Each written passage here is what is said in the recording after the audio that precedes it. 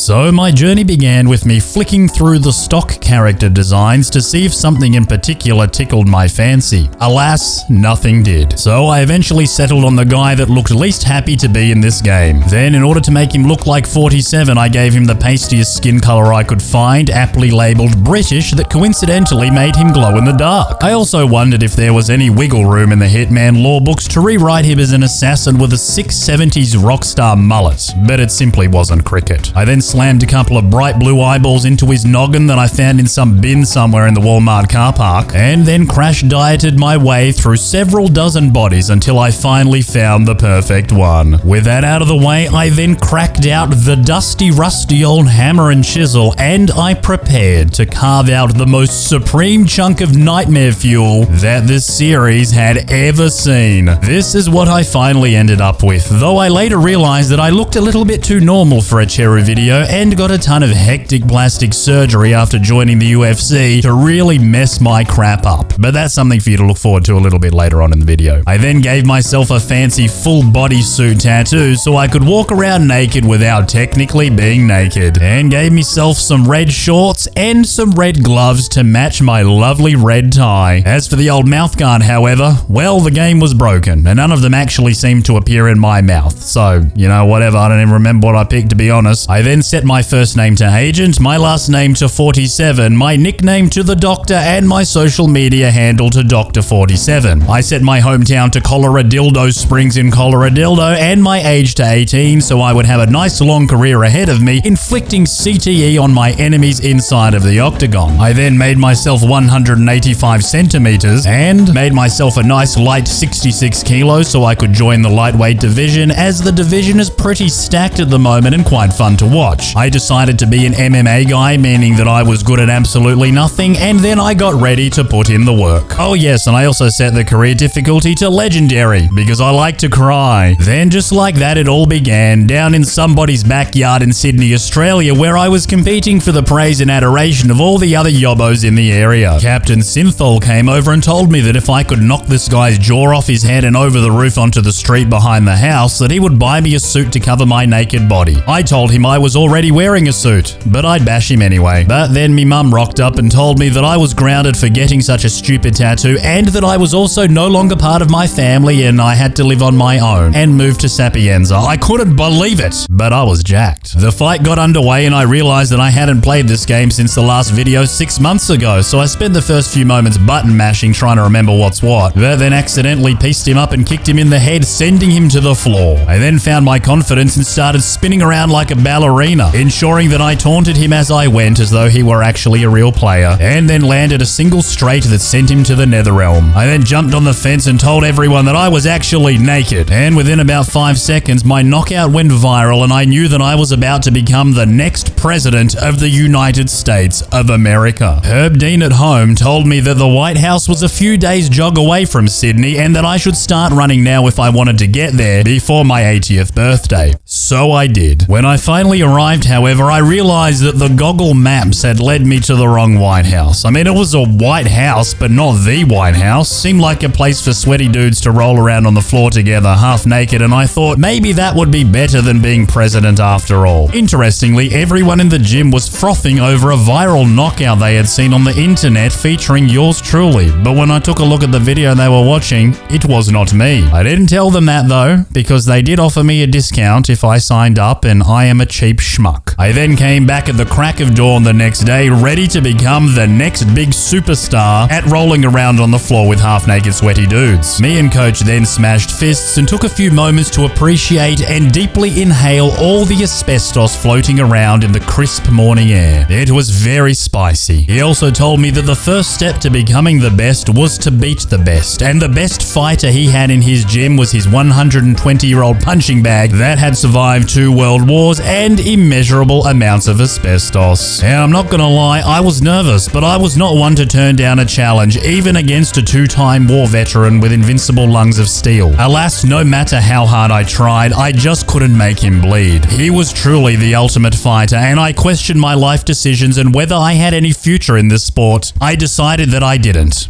And then I kept on training. Feeling defeated, I went back to coach to ask for a more attainable challenge. And so he said he knew just what to do. He put me up against the next best thing, the human punching bag. Certainly as resilient as the actual punching bag, but this one bled and eventually collapsed into a blubbering puddle of CTE. 7 or so hours later, I called it a day as my knuckles were starting to get a little bit sore. But coach told me that there was no time to rest as I had a couple of dudes waiting for me under a bridge. But then I lost my Wi-Fi connection. Absolutely furious about this, I punched some random guy in the face, then proceeded to kick his leg until it finally submitted to my will and broke. I then did some sick breakdance moves because I am so alpha, and was crowned the leggiest mother trucker in all the lands. I also had a pretty concerning hematoma growing out of the front of my forehead that was giving off major Megamind vibes. But it was all good because my creepy groupies came running in to tell me how badass I was and that I looked like I was about to die at any moment from the large growth on my head. There was no time to celebrate though. I had to continue training to become the very best like no one ever was. To smash them was my real test, to fracture their tibias was my cause. Fortunately for me, however, Dana White was actually hiding in the crowd that night dressed as a hobo, and he liked what he saw. He invited me to join him on Dana White's Contender series to secure myself a place within the Women's Fighting Association if and only if I was able to wow the crowd with another stellar leg shattering. So nice and early the next morning at the crack of butt, I arrived at the UFC Performance Institute. You see, they had a flawless 5-star rating on TripAdvisor for enhancing the performance of your combat skills and also your pay. As soon as I got to the top of the staircase though, I was almost knocked straight back down as giant Maria Sharapova approached, looking more jacked than Francis Ngannou. She told me that I looked like somebody's 60-year-old father, and I said marry me, and she said no. Then I signed my contract in blood because I was too stupid to write my name, and I realized that I hated everything about the way I looked, so I made a couple of minor changes. This is what I ended up with, but later on I also removed my eyebrows. Stay tuned. Anyway, this guy would be my first challenge on my way to the big leagues, and apparently if I shattered both of his legs instead of just one, I would get myself a contract with the UFC. I then headed into the back room where I did a little bit of light shadow sparring to warm myself up before the fight. But then everything started shaking around me, or at least I thought it did, but I realized it was just giant Maria Sharapova coming in to tell me that she changed her mind and that she would marry me. But only if I became the lightweight champion of the world, though if I ever moved up a division, she would leave me and take everything I had because she only liked men less than 66 kilograms. Anyway, both of us were clearly crap, but when all was said and done, I was less crap. And so, Women's Fighting Association contract earned, baby. So I headed out and got ready to fight some Aussie bogan called Max. Eep, sorry, but Max can no longer come to the phone. He is currently preoccupied having an aneurysm on the floor due to brain smush. Thanks for calling.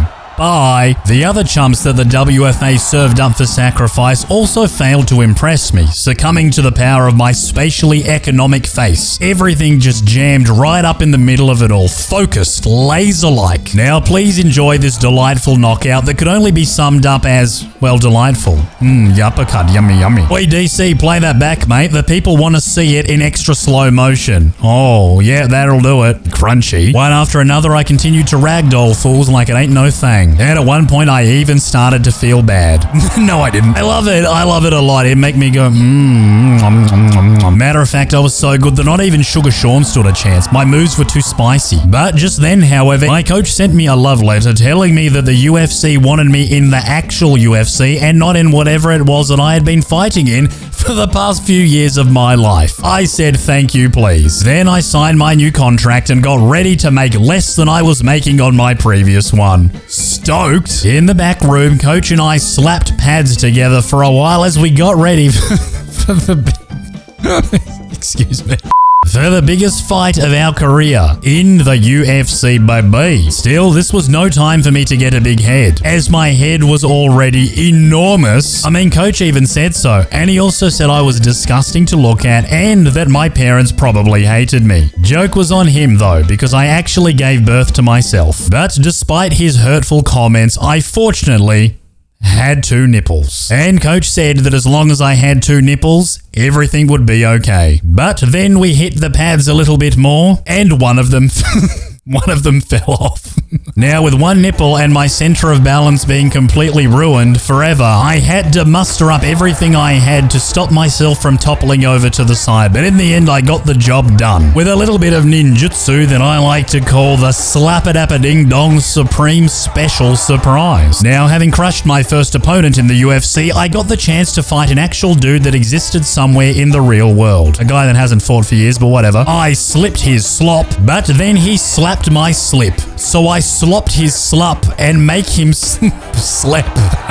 Tales of my exploits were already traveling far and wide, going viral on social media and garnering a whopping 30 views in the first 24 hours. And so it came as no surprise that legendary warrior 43-year-old Tony Ferguson would want some of the smoke that was Dr. No Eyebrows. But then at the last minute, Dana messaged me and said that he tripped over a cable at the presser and had to pull out of the fight due to injury. So instead I fought this guy. I honestly don't know who he is or who he was, but now I can tell you for sure that he is dead. The good news, however, was that now Tony was back from his cable incident and ready to rock with me in the octagon. But then he tripped over again and refused to get up. So I lay down with him, but he mounted me and I was forced to go Super Saiyan and teleport on top of him.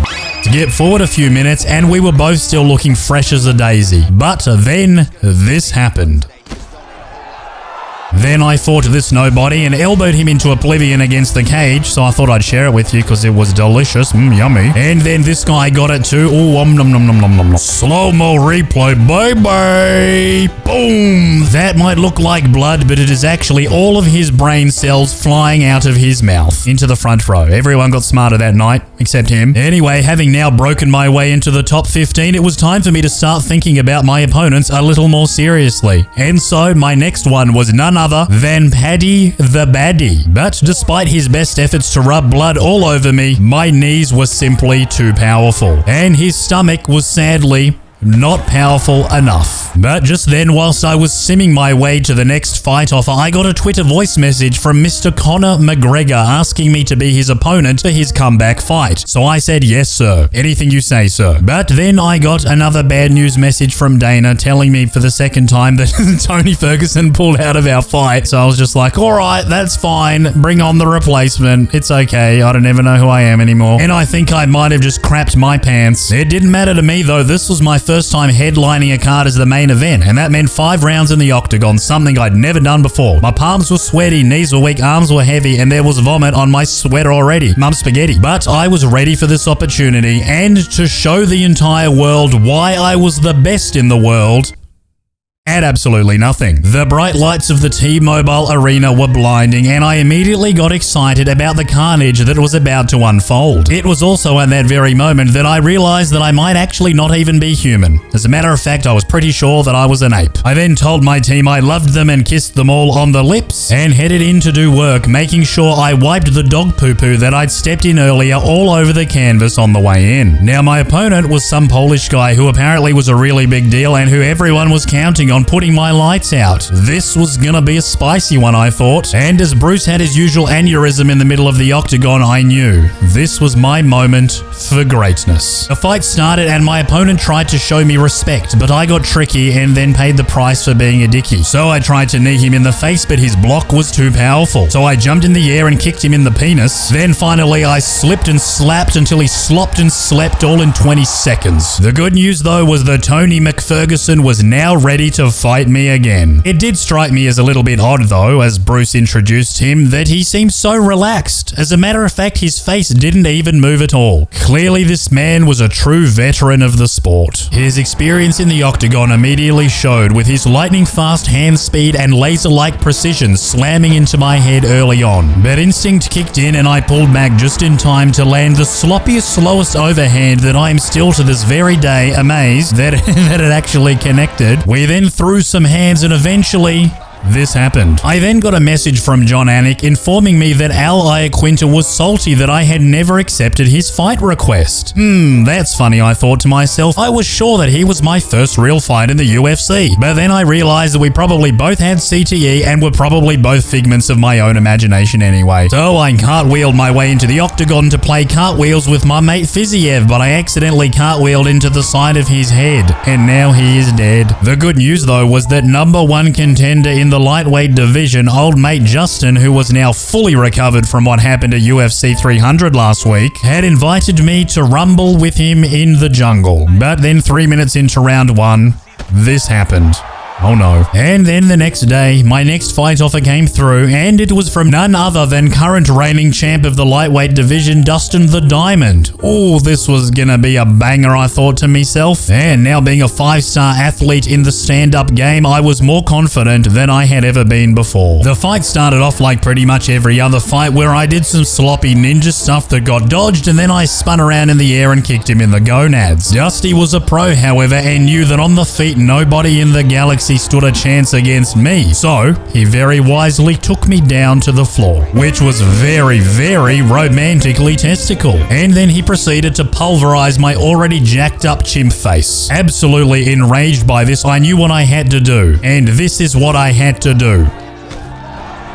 This truly is the highlight of my entire UFC career. The day I took down Superman. And just like that, I was now the all-new UFC champion of the lightweight division, baby. I could hardly believe it. All my work had finally paid off. And it felt good to be the first ever literal ape to hold a championship belt. I was paving the way that day for all other apes around the world to do great things like I did. As I headed into the back room with my newly acquired belt, my ADHD kicked in, and I realized that I was already bored of this belt and I needed a new one. I should have known that I would never be satisfied with just one. I needed two. And so my coach told me that if I kept up the kill streak in the octagon, maybe Dana would offer me the chance to fight for another belt in another division. Of course, this meant that my wife, giant Maria Sharapova, would leave me, but that's fine. She never loved me anyway. So, newly inspired and motivated with the pursuit of a second belt, I took 4 more fights in the lightweight division against pretty,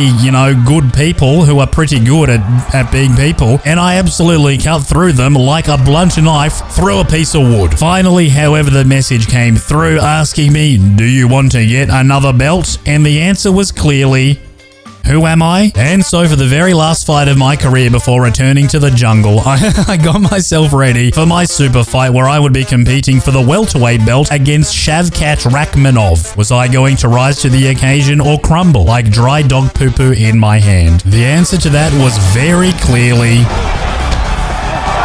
nope. Anyway, that's the end of my story. A nobody from the back streets of Coloradildo to double champ status. Let this tale inspire you. After all, if I could do it, so can you. Dr. 47, over and out.